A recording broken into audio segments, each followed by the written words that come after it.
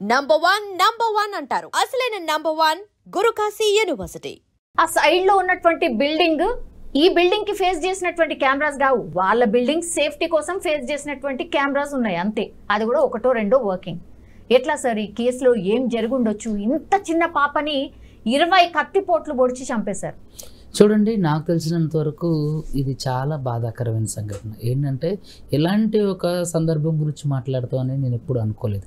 చూడండి, అంటే జీవితం ఎరుగని ఒక పసిగందు ఇప్పుడిప్పుడే తన జీవితానికి బాటలు వేసుకుంటున్నటువంటి ఒక అమ్మాయి ఇట్లాంటి దారుణమైన హత్యకు గురైందంటే నిజంగా దేశం ఎటుపోతుంది అనిపిస్తుంది. నాకు తెలిసినంత వరకు ఎంటైర్ ఈ సినారియోలో నేను చూసింది, అబ్జర్వ్ చేసింది, ఖచ్చితంగా ఆ బాలికకు సంబంధించిన వాళ్ళే ఈ హత్యలో పార్టిసిపేట్ చేసి ఉంటారనేది నా అనుమానం. ఎందుకంటే 20 కత్తిపోట్లు, అది ఖచ్చితంగా చంపాలనే ఉద్దేశం ఉన్నవాళ్ళు ఏ పీక కట్ చేయొచ్చు, లేదంటే ఇక్కడ చేతి దగ్గర కట్ చేయొచ్చు, ఎలా చేయొచ్చు. 20కి పైగా కత్తిపోట్లు, పైగా ఎక్కువ భాగం మెడ దగ్గర అంటే ఖచ్చితంగా ఏదైనా సరే అది కుటుంబానికి సంబంధించినటువంటి అంశమే అయి ఉంటుంది అనేది నా అభిప్రాయం. చూడండి, ఒక 20 కత్తిపోట్లు అంటే కసిగా ఆమెను చంపి పొడిచి చంపినట్లుగా ఉంది. చంపాలంటే ఒక 2-3 కత్తి, ఇక్కడ ఒక గొంతు కోసేయటము, ఈ చేయి కోసేయటము, ఇట్లాంటివి చేస్తే సరిపోతుంది. కానీ అక్కడ తన క్రూయాలిటీ అర్థమవుతుంది. 20కి పైగా కత్తిపోట్లు, అది కూడా సన్నని పదునైన కత్తితో. అంటే అది నాకు తెలిసి కుటుంబానికి సంబంధించిన వాళ్ళు, కుటుంబంలో ఉన్న వాళ్ళు ఖచ్చితంగా చేయడానికి అవకాశం ఉంది. ఒకవేళ కాకోకుండా వేరే వాళ్ళు ఎవరైనా చంపి ఉంటే మాత్రం ఖచ్చితంగా వీరికి ఇప్పుడు ఆ చంపిన వ్యక్తులకి ఈ కుటుంబానికి పాత కక్షలు ఇలాంటివి ఏమన్నా ఉండొచ్చు. ఇప్పుడు కుటుంబం నాకు తెలిసినంత వరకు, సారీ ఇలా మాట్లాడొచ్చో లేదు కానీ, వాళ్ళు మాకెవరి మీద అనుమానం కూడా లేదు అంటున్నారంటే ఇది స్ట్రేంజ్ థింగ్. మీరు చూడండి, అనుమానం కూడా లేదు అని అంటే ఒక అందుకు అనుమానానికి, వాళ్ళ మీద అనుమానానికి కూడా తావిస్తున్నటువంటి అంశం. అంటే పేరెంట్స్ గురించి అంటే ఇప్పుడు పేరెంట్స్కి అనుమానం కూడా లేకోకుండా ఒక వ్యక్తి అంటే ఏ కారణం లేకుండా 20 కత్తిపోట్లు పొడిచారు అని అంటే కుటుంబానికి సంబంధించిన వ్యక్తి అయి ఉండొచ్చు, వాళ్ళ రిలేటివ్స్లో ఎవరైనా అయి ఉండొచ్చు. అందులోనూ ఎవరు లేని టైంలో పొడిచారు అని అంటే అక్కడ నిజంగా సీసీటీవీ కెమెరా లేకపోవడం అనేది బాధాకరం. ఇక్కడ చూడండి, ప్రతి ఏరియాలో, ఇక్కడ ప్రతి గల్లీకి ఒక సీసీటీవీ కెమెరా ఉండే ఈ నగరంలో, అది మహానగరంలో నడుబుడ్డున ఒక చిన్న పాప, ఈ విక్టిమ్ గర్ల్ పేరు చెప్పడం ఎందుకు కానీ, ఈ విక్టిమ్ గర్ల్ని చంపేయడం అనేది, సహస్రాన్ని చంపేయడం అనేది నిజంగా చాలా బాధాకరం. ఇలాంటివి చూసినప్పుడు ఏమంటే నిజంగానే మనుషుల్లో మానవత్వం చనిపోయిందా అనిపిస్తుంటుంది. ఏంటంటే మొన్న రీసెంట్గా ఒక తల్లి తను అంటే ప్రియుడి కోసం 3 పిల్లల్ని చంపేసింది. సో ఇలాంటి సందర్భాలు చూస్తున్నప్పుడు కుటుంబాన్ని కూడా అనుమానించాల్సిన దౌర్భాగ్యం ఏర్పడుతుంది. సో కుటుంబం మీద కూడా ప్రధానంగా మనం దృష్టి పెట్టాల్సిన అంటే పరిస్థితులు ఏర్పడుతున్నాయి ఈ చూస్తున్నటువంటి సమాజంలో పోకడలన్నీ కూడా. నాకు తెలిసినంత వరకు ఎవరి మీద అనుమానం లేకపోవడం అనేది స్ట్రేంజ్ థింగ్. రెండోది, ఎవరికి ఏ గొడవ లేకోకుండా ఎటువంటి అంటే అల్లర్లు ఎటువంటి అంటే ఫ్యామిలీ పరమైనటువంటి ఇబ్బందులు లేనప్పుడు ఒక అమ్మాయిని ఒంటరిగా చూసి 20 సార్లు కసిగా చంపాల్సిన అవసరం ఎవరికి వచ్చింది? మీరే మనకే క్వశ్చన్ వేసుకుందాం. ఎటువంటి గొడవలు లేవు, ఎవరితోని విభేదాలు లేవు, కుటుంబానికి సంబంధించిన కలహాలు లేవు. మరొక పాపని కసిగా 20 సార్లు చంపాలంటే 3-4 పూట్లలో చనిపోతారు చిన్నపిల్లలు కాబట్టి. మరి 20కి పైగా కత్తిపోట్లు పొడిచారంటే అది ఖచ్చితంగా పగతో చేసిన పను, లేదంటే కావాలని ఆమెను చంపాలని చేసిన పను అయ్యే ఉంటుంది. సో ఇదంతా కూడా చుట్టుపక్కల ఏం జరుగుతోంది ఏంటి అని అబ్జర్వ్ చేసుకున్న తర్వాతనే, వీళ్ళ పేరెంట్స్ ఉండరు అని తెలుసుకున్న తర్వాతనే చేసినట్టుగా ఉందా? సీసీ కెమెరాస్ ఏమీ లేవు అని తెలుసుకున్న తర్వాతనే చేసినట్టుగా ఉందా? దోపిడి దొంగలు ఏమైనా చేయొచ్చు కదా. నాకు తెలిసినంత వరకు ఈ చూసిన ఎంతటి ఈ సినారియోలో ముందు ఇన్వెస్టిగేషన్ అనేది తల్లిదండ్రుల దగ్గర నుంచి స్టార్ట్ చేయాలండి. Aspect to my knowledge as a legal అడ్వైజర్గా, లీగల్ ఆఫీసర్గా, కోర్టు ఆఫీసర్గా నేను చెప్పేది ఏంటంటే విచారణ అనేది కుటుంబం నుంచి స్టార్ట్ చేయాలి.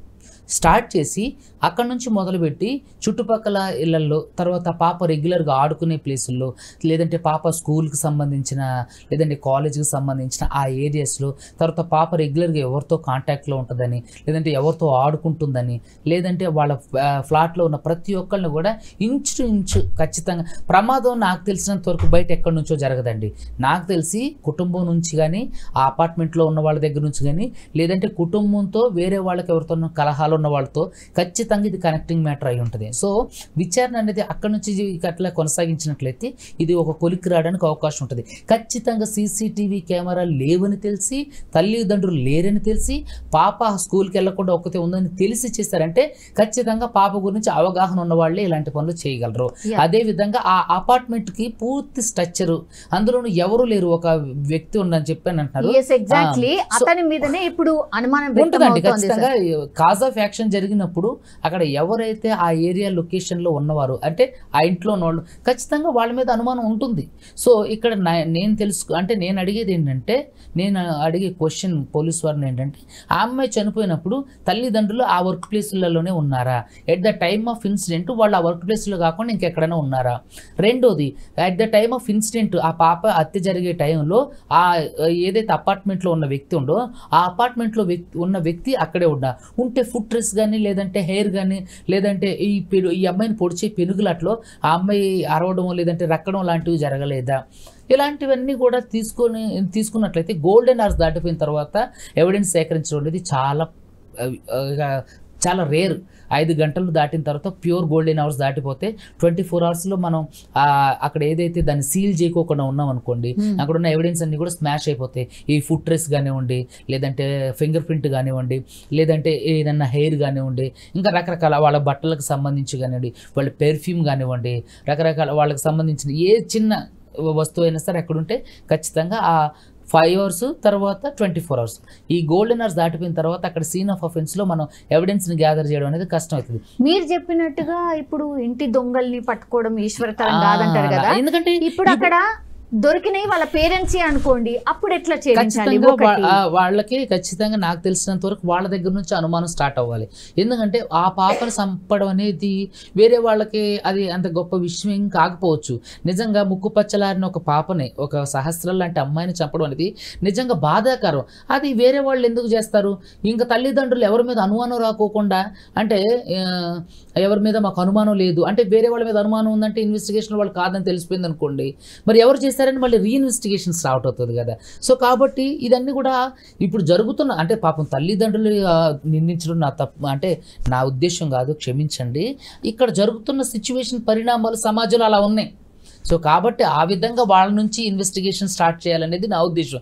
అదేవిధంగా ఆ అమ్మాయి అంతకంటే ముందు రోజు ఒక 4 రోజులు కంటిన్యూస్గా లేదంటే ఒక 5 రోజులు కంటిన్యూస్గా ఎవరితోనన్నా మాట్లాడిందా, ఎవరితోనన్నా ఫ్రెండ్షిప్ చేసిందా, లేదంటే ఎవరన్నా ఆ పాప కోసం రావడం కానీ, లేదంటే ఆ పాప బయటికి తరచూ వెళ్ళడం కానీ, ఎవరన్నా కలవడం కానీ జరిగిందా, లేదంటే ఆ పాప ఎవరన్నా వేధించడం కానీ, లేదంటే ఆ తల్లిదండ్రులకు చెప్పిందా, ఇలాంటివన్నీ కూడా బేరుజు వేసుకోవాలి. సో ఎంటైర్ ఏదైనప్పటికీ కూడా ఆ పాప చనిపోవడం అనేది నిజంగా బాధాకరమైన విషయం. ఆ కుటుంబానికి నా ప్రగాఢ సానుభూతి. కానీ ఖచ్చితంగా ఈ ఇన్వెస్టిగేషన్ అనేది కుటుంబం నుంచే స్టార్ట్ అవ్వాలి. ఆ తర్వాత బయట వ్యక్తుల దగ్గరికి వెళ్తే దీనికి ఒక కంక్లూజన్ సొల్యూషన్ దొరుకుతుందని నా అభిప్రాయం. Yes sir. Thank you. And don't forget to subscribe to iDream. And for more videos, please subscribe to iDream. Please subscribe to iDream. Please subscribe iDream. And please subscribe to iDream. For more videos, subscribe to iDream. please like, share and subscribe to the channel. Congratulations, iDream. Subscribe to iDream. Subscribe to iDream. So subscribe to iDream Media. iDream ki iDream team andarki huge congratulations. Please subscribe iDream Media. Please subscribe to iDream. Subscribe iDream. Please subscribe to iDream. iDream అంటే నా కళల ఛానల్ను subscribe చేసుకున్న నోరు తిరుగుతలేదు, మీరైతే గంట గుర్తు కొట్టండి. For more such videos, please subscribe to iDream. Subscribe to iDream. Please subscribe to iDream. Please subscribe iDream Media. Please do subscribe to iDream. Please subscribe to iDream Media. For best entertainment and information, please subscribe iDream.